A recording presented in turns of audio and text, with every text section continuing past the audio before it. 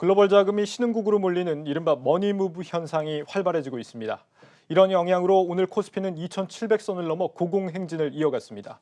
오늘은 신흥국, 그중에서도 한국으로 자금들이 몰리는 배경과 앞으로의 전망을 짚어보겠습니다. 먼저 글로벌 자금의 움직임을 정희영 기자가 분석해봤습니다. 대표적 안전자산인 달러 가치가 가파른 하락세를 보이던 지난 2017년, 전 세계의 자금은 신흥국 증시로 몰려갔습니다. 2017년 한 해 동안 달러 인덱스는 10%가량 하락했고, 같은 기간 동안 글로벌 펀드 자금은 신흥국 증시로 683억 달러, 현재 환율 기준으로 74조 원이 몰려들었습니다. 이처럼 대규모 글로벌 투자 자금이 신흥국 증시로 몰려들며 같은 기간 동안 신흥국 증시를 대표하는 MSCI 이머징 마켓 지수는 69%나 폭등했습니다. 그로부터 3년여 시간이 지난 지금 이 같은 안전자산 가치 하락과 그에 따른 신흥국으로의 머니무브가 재현될 조짐을 보이고 있습니다. 달러 인덱스의 경우 올해 연고점 대비 12%가량 하락했습니다. 대표적인 안전자산 가운데 하나인 미국 국채금리가 4개월 동안 0.4%포인트가량 올랐는데 채권금리와 가격이 역외관계인 만큼 금리가 올랐다는 것은 가격의 하락을 의미합니다. 금값 역시 연고점 대비 10%가량 내려온 상황입니다. 특히 금의 경우 인플레이션 해지 수단으로 얼마 전까지만 해도 주식과 동반 상승하던 자산인 만큼 최근의 하락세가 본격적인 위험 자산으로의 머니무브가 시작된 것이란 분석이 나옵니다. 위험자산 선호인 것 같고요. 안전자산 수요에 기본적으로 그 금 가격이 영향을 받았다라고 본다라고 하면 그 안전자산 선호 현상 자체가 상당히 약화됐다는 것이 이번에는 달러 약세에도 불구하고 사실은 금값이 떨어지는 요인으로 좀 봐야 됩니다. 이처럼 안전자산이 하락세를 보임과 동시에 3년 전과 같이 신흥국 증시로의 자금 이동은 다시 활발해지고 있습니다. 글로벌 펀드 자금 흐름을 살펴보면 11월 들어 약 176억 달러, 한화로 19조 원이 넘는 금액이 신흥국 주식형 펀드로 유입된 상황. 지난 수개월간 이어진 자금 유출 흐름을 깨고 대규모 순유입으로 돌아선 겁니다. 기관 투자자들 같은 경우는 위험자산 비중이 정해져 있잖아요. 미국 주식을 판다고 해서 그것들이 바로 안전자산 쪽으로 가진 않잖아요. 어차피 위험자산 쪽에 배분된 자산이니까. 그러니까 상대적으로 저평가된 신흥국 쪽으로 자산 배분을 옮기는 거 아닌가. 자금 유입과 함께 신흥국 증시의 상승폭도 두드러집니다. 국가별 올해 저점 대비 증시 상승률을 살펴보면 일본과 미국 증시가 60%대 상승률을 기록한 반면 러시아, 브라질, 한국, 인도 등 대표 신흥국들의 상승률은 최대 100%에 달합니다. 글로벌 IB들 역시 신흥국 증시에 대한 밝은 전망과 함께 이 같은 머니무브는 지속될 것으로 전망하고 있습니다. 에드워드 에반스 애쉬모어 그룹 주식 매니저는 수용적인 글로벌 정책 기조가 신흥시장에 유리한 시점이며 투자하기에 더 매력적이라고 평가했습니다. 케빈 테이 UBS 자산운용 지역전략 최고 투자 전문가는 인도, 한국 등을 주목할 시장으로 꼽으며 한국의 경우 세계 경기의 회복세와 맞물려 경기 민감주의 반등이 기대돼 유망하다는 전망을 내놨습니다. 한국경제TV 정희영입니다. 신흥국 증시로 자금 유입이 활발해지고 있는 현 상황에 대해 짚어봤습니다. 그런데 과거에도 이런 흐름은 있었지만 이번만큼은 다르다라는 분석이 나오고 있습니다. 신흥국 중에서도 유독 한국으로만 돈이 몰려들고 있기 때문인데 이번에는 그 배경과 전망을 알아보겠습니다. 증권부 방서후 기자 나와 있습니다. 방 기자, 신흥국 중에서도 유독 한국으로만 돈이 몰린다. 이게 맞습니까? 네, 그렇습니다. 최근 코스피 지수의 고공행진은 그야말로 이제 한국 주식만 찍어서 좀 자금이 몰리고 있다. 이게 바로 과거와 다른 모습이라고 할 수 있는데요. 예. 네, 제가 먼저 이제 펀드 자료로 좀 설명을 드리겠습니다. 일단 이제 신흥국 펀드 두 개가 있는데요. 네, 둘 다 한국 비중이 12에서 이제 13% 정도로 이제 나와 있죠. 예. 그런데 이제 EEM 펀드가 있고 IEMG 펀드 이렇게 두 개가 있는데 지금 EEM 펀드 같은 경우는 보시다시피 지금 중국 비중이 조금 더 높은 상황입니다. 네, 왼쪽에 있는 게 EM 펀드죠? 예, 그렇죠. 그런데 이제 과거 코스피 강세장이었던 2018년 1월로 돌아가 보겠습니다. 우선 이제 EEM 펀드와 IEMG 펀드 모두 지금 자금 유입이 일단은 늘었습니다. 2018년 1월 이제 강세장 상황인데요. 예. 네, 지금 보시면 이제 EEM 펀드와 IEMG 펀드 모두 이제 2018년 강세장에 돈이 자금 유입이 늘어났다는 걸 보실 수가 있죠. 네, 3년 전에는 저러했고요. 예. 그런데 이제 최근으로 이제 다시 또 이제 돌아와 보면 네. 최근 상황에서는 네, 반대로 지금 EM 펀드의 경우는 지금 새로 유입된 자금이 거의 없다고 볼 수가 있고요. 그다음에 IEMG 펀드의 경우는 자금 유입이 굉장히 많이 늘어났다. 이렇게 지금 상황이 나타난 것을 볼 때 2018년과 지금의 강세장은 다르다. 이렇게 요약을 할 수 있겠습니다. 과거에 신흥국으로 자금이 흘러들면 이 두 개의 펀드가 다 자금이 늘었었는데 이번에는 EM 펀드는 그대로고 IEMG 이 네. 펀드만 늘었다. 이게 네. 어떤 의미입니까? 네, 지금 과거 신흥국 투자라고 하면은 이제 아무래도 저희가 신흥국 투자 하면은 이제 중국 투자를 많이 떠올리시잖아요. 네. 예. 그런데 이제 지금은 중국 비중이 높은 펀드로의 자금 유입은 아까 보시다시피 생각보다 미미하고 따라서 이제 적어도 중국으로 몰리는 현상은 아니다 이렇게 생각을 하시면 될 것 같습니다. 예.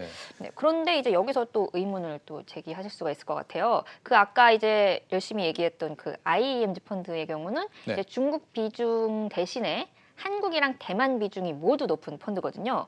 자, 이제 또 한국이랑 대만은 이제 항상 좀 비슷한 증시로 이제 설명이 되는데, 이제 지난 2018년 1월 코스피가 이제 장중 2,600을 돌파했을 때 반도체가 굉장히 호황이었습니다. 그때 이제 한국 증시도 호황이었고 대만 증시도 호황이었죠. 둘 다 이제 삼성전자가 있고 뭐 TSMC가 있고 이런 식으로 대표 반도체 기업이 있는 증시니까요. 지금도 이제 오늘 같은 경우도 뭐 삼성전자 뭐 7만 원 돌파하고 또 내년부터 반도체가 또 다시 호황을 맞이할 거다.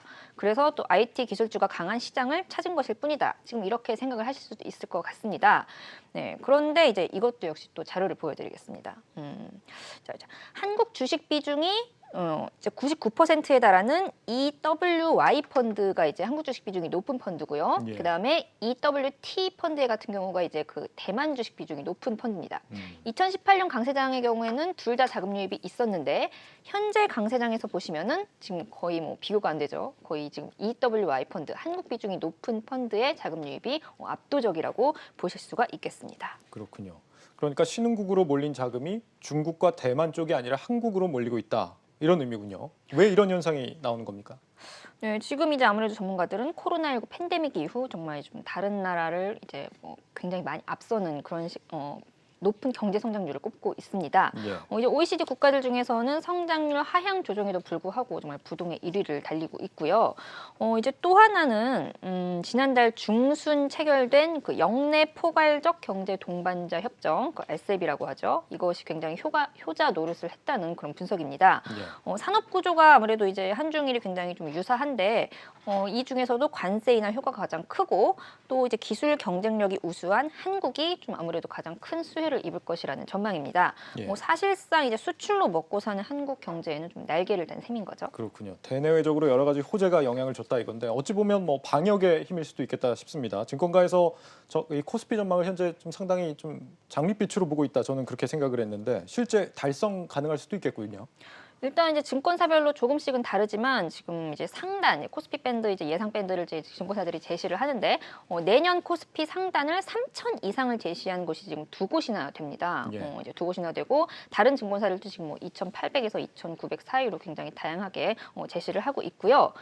이게 이제 이렇게 된 이유는 이제 앞서 말씀드린 그런 여러 가지 요소 외에도 이제 과거에 비해 굉장히 막대한 유동성이 풀린 상황에서 지금 지수가 굉장히 지금 뭐 역대급 뭐 고점을 찍고 나서도 아직까지 저평가돼 있다는 점이 투자 매력으로 꼽히고 있는 겁니다. 예. 실제로 코스피 12개월 예상 주가 수익 비율의 경우는 약 지금 13배 정도 되거든요. 아직까지 다른 나라 시장에 비해 현저히 낮은 상황입니다. 과거와는 다르다. 상당히 좀 고무적인 소식인데 완전히 안전하다고만은 할 수는 없겠죠. 어떤 변수들이 좀 있습니까? 지금 여태까지 계속 외국인 자금이 지금 좀 지수를 끌어올렸다 이런 말씀을 드렸는데 예. 이 말은 결국 외국인 자금이 지수를 끌어올렸다는 건 그만큼 대외 변수에 취약하다는 소리이기도 합니다. 네. 우리 증시가 2018년 1월 이후 이제 부진을 변치 못했던 건 아무래도 그 이제 미국과 중국의 무역 갈등이 가장 큰 영향을 미쳤겠죠. 이제 내년 이제 미국 같은 경우가 이제 조 바이든 행정부가 출범을 하지만 어쨌든 그래도 미중 갈등은 지속될 것이라는 그런 전망이 우세하거든요. 예. 따라서 이제 과거의 그런 2018년 1월 이후 좀 시장이 박스권에 갇혔던 그런 악몽이 재현될 것이다 이런 우려도 나오고 있습니다. 아무래도 미중 갈등이 좀 심화가 된다면 더 안전자산 쪽으로 자금이 빠져나갈 수 있다 이런 얘기를 하는 거죠. 일단 올해 유입된 글로벌 자금이 장기 투자 성향이 아니라 조금 단기 투자 성향이 강하다 이런 점에서 들어왔던 자금이라도 언제든지 이제 대외 변수에 의해서 정말 작은 변수라도 언제든지 빠져나갈 수 있다 이런 이제 위험이 있는 겁니다. 신흥국에 유입된 자금이 단기 투자 성향이다. 이건 어떤 배경입니까? 이게 이제 외국계 자금이라고 해서 다 같은 외국계 자금이 아니죠. 국적이 있습니다. 외국계 자금도. 네. 일단 미국계 자금을 장기 투자 성향이 강한 자금이라고 보고요. 그다음에 영국을 비롯한 유럽 자금은 단기성 자금으로 분류를 합니다. 그런데 이제 올해 주식 이제 국내 주식에 들어온 자금 동향을 보면 이제 미국계 자금은 계속 빠져나가고 사실상 유럽 자금만 좀 늘어나는 상황입니다. 이 네. 유럽 자금이 뭐 공매도라든가 이런 헤지 펀드 전략을 이용하는 단기성 자금인데 네, 이제 이런 거는 이제 어떻게 보면은 우리나라뿐만 아니라 신흥국 시장 전반의 좀 한계라고도 볼 수가 있습니다. 지금이야 달러가 약세고 신흥국 통화가 이제 날아가는 것 같아서 이제 이런 투자 수요, 약간 투기라고도 볼 수 있는 이런 수요가 들어오고 있는 거지만 네. 일단 이런 변수에도 변동성이 또 극심해질 수 있기 때문에 어떤 환율에 따라서 자산 전체, 투자자 전체의 희비가 갈릴 수 있다. 이런 것이 좀 한계로 꼽힌다고 볼 수 있겠습니다. 예, 변동성이 좀 커질 수 있다. 조심할 부분인 것 같고 혹시 우리나라 말고도 또 신흥국 시장 중에 유망한 곳이 있습니까?